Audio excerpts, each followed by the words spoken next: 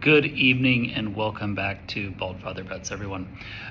So we want to come at you with our first official pick video of the year, and that's going to be for our Week 0 game between Kansas State and Iowa State. Farmageddon being played in Ireland. Also have one other pick that we're going to add to the picks that we've already done, so stick around for after we give that Kansas State-Iowa State pick, and we will go over everything else that we've already given you up until this point, as well as add in that extra pick. First, please, if you don't mind, give this video a like, comment, let me know your thoughts on it. Make sure you're subscribed to the channel. We'll never make anyone pay for our picks around here. Only thing that we ask is you just help support and grow the channel.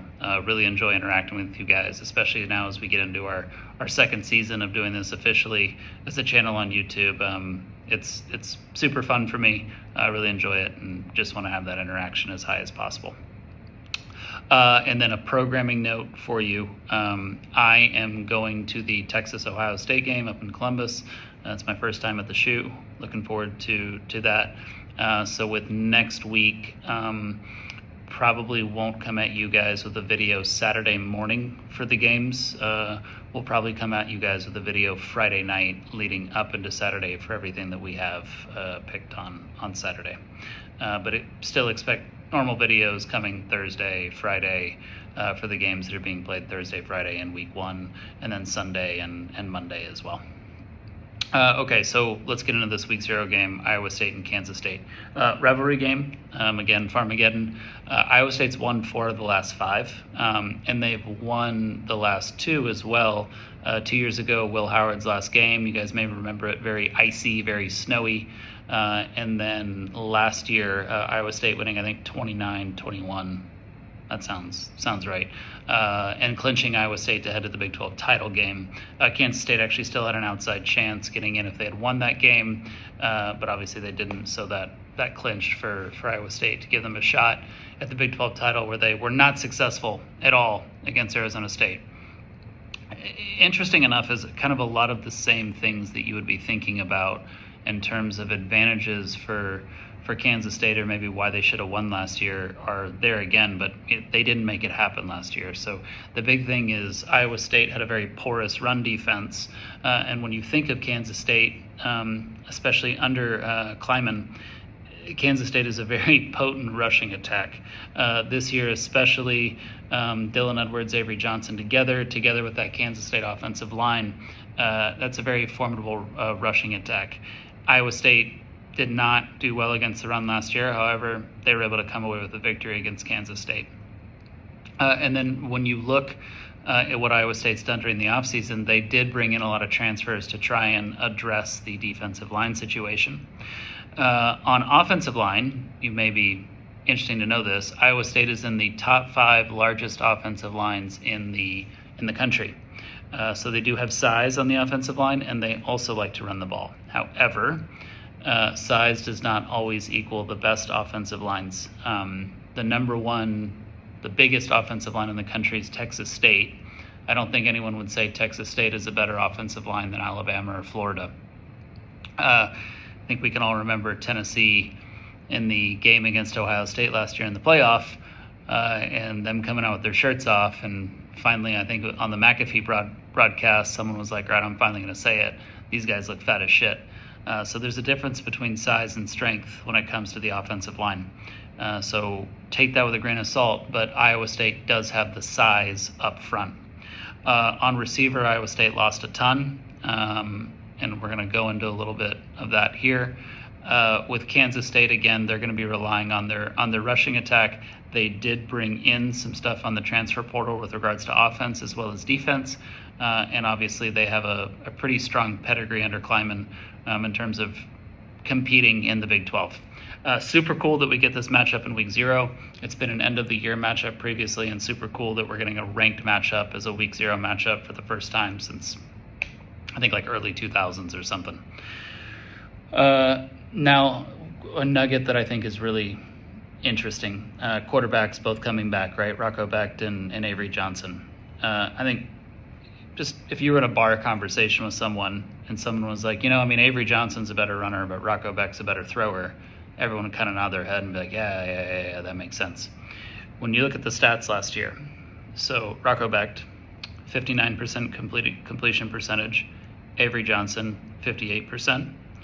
Touchdowns, Becht, 25, Johnson, 25. Picks, Becht, 9, Johnson, 10. So they essentially had the exact same stats throwing the ball. Becht just had more yards because he had significantly more attempts. Given what you're seeing in terms of the losses at wide receiver for Iowa State, and then just kind of that overall potential factor, I kind of trust Johnson a little bit more to take that next step.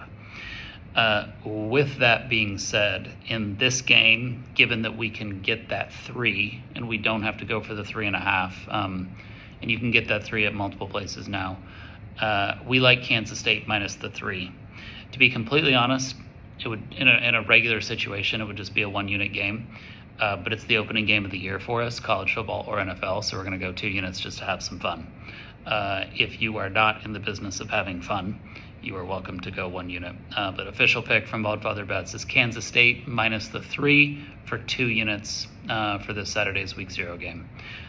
Any of the other Week 0 game that we may take a look at, dabble in, is Hawaii-Stanford, but nothing on that yet. And if we do make a pick, it wouldn't be a video. I'll just make a community post on it.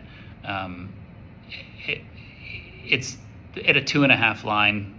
It's difficult to really know what you're going to do with that one, but we will continue to monitor, which as we always do at Baldfather Bets, leading right up until kickoff. So reminder of some of the other picks that we've already given out as official picks, and then whether or not you can get those lines now, and if you can't get those lines, then what should you do, as well as we're going to add 1 pick to that official list as well. So starting in Week 1 in college football on Thursday, we have given out the official pick of USF plus 7.5. You can no longer get USF plus 7.5 against Boise State. You can get it at 6, 6.5. If you are creative, if you catch my drift, you can get a 7. That's for 2 units. If you can get the 7, 7's fine for 2 units. If you can only get the 6 or the 6.5, I really do still love it.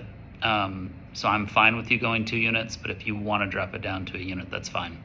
But official pick there is USF plus 7.5 for 2 units. Other game that we're looking at on Thursday, but we haven't dropped the pick yet, is Nebraska-Cincinnati, and we'll keep you updated if we get an official read on that one. Looking at Friday, we haven't made any official picks for the Friday games, but the 2 that we're looking at are Georgia Tech, Colorado, as well as Auburn, Baylor. Interesting lines there. Georgia Tech, Colorado, pretty steady at 4 across the board. And then Auburn and Baylor all over the place. You can get 2.5s, you can get 2s, you can get 1s. You've actually had that number cross 0 in terms of who's favored multiple times. So really reading that line movement or lack thereof line movement, and probably going to be a pretty late decision on that one, but we'll have a pick for that one just because it's fun.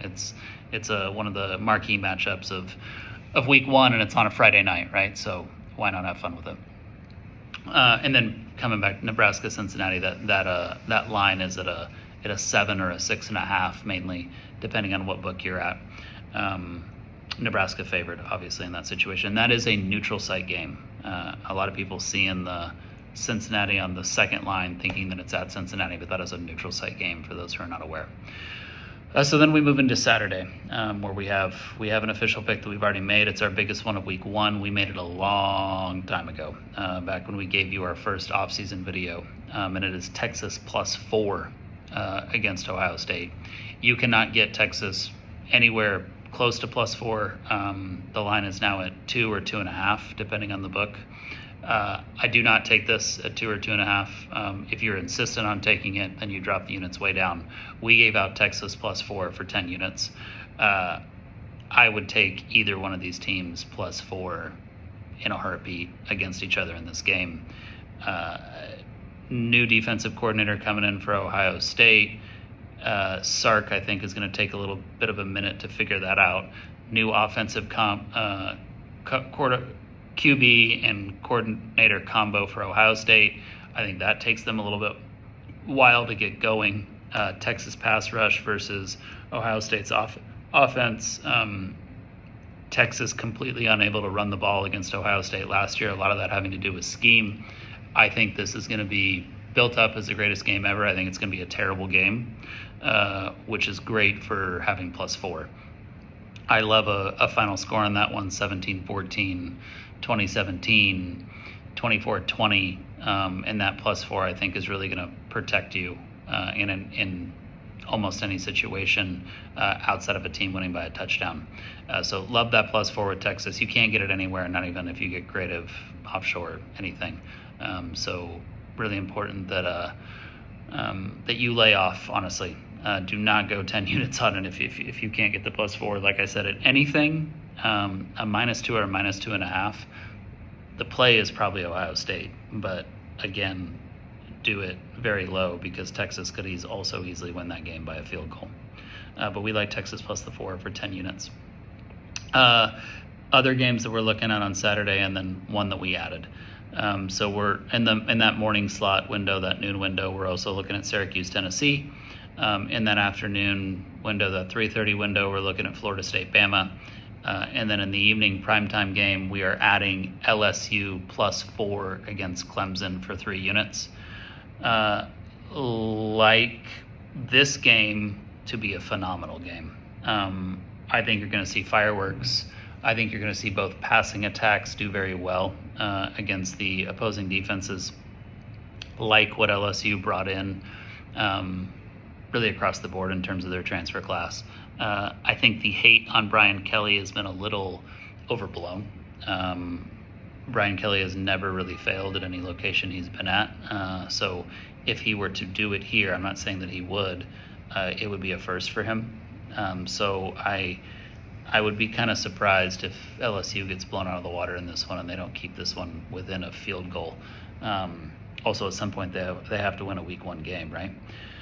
That doesn't change how I feel about Clemson in terms of the overall season. I think you guys have seen that in my futures videos. I'm very high on Clemson this year.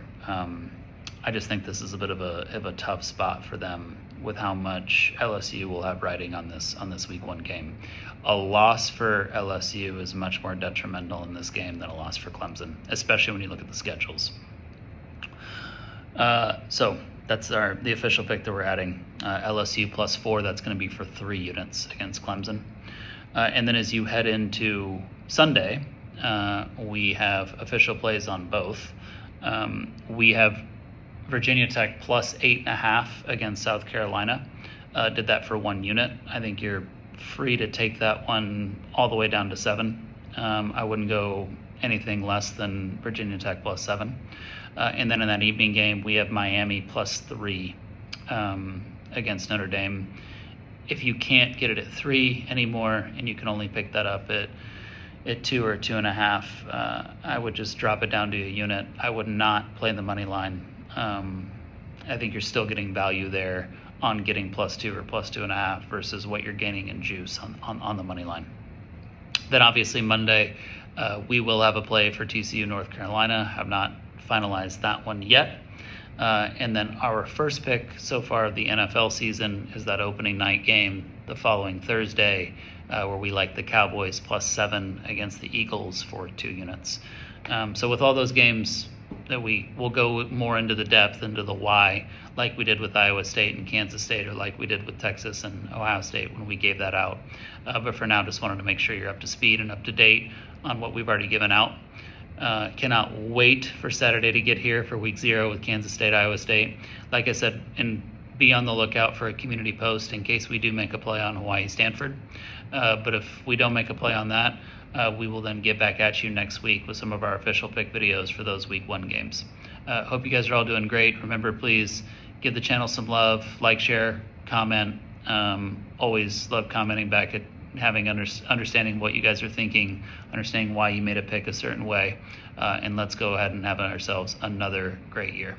Appreciate you guys, and have a great night.